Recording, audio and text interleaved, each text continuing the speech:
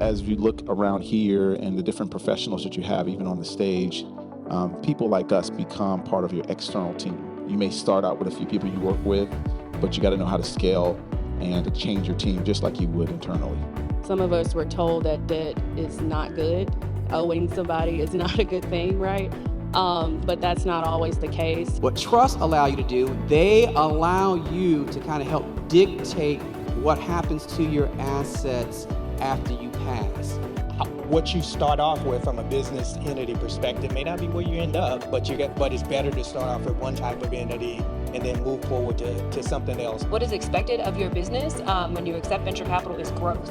And what do I mean by growth? It's not like I'm, chugging along, I might do 10, 20%. No, you need to be, we're looking for, or venture capitalists are looking for hockey stick growth. I used to volunteer time at the Georgia State Center, and they will go and they will help you build a business plan. The least experienced you are in these areas that I'm going to tell you, the more expensive that capital is going to be. And so the more that you can work on these portions, that's going to help you to accelerate the growth of your business, but also it will reduce the amount of money that you have to pay back from an interest perspective or other type of fees. What you got to do is think forward looking and say, in the best case scenario, is this going to be worth something?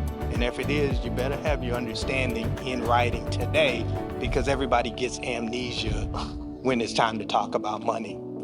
Knowing what your objective is helps you define what typically is good and bad growth.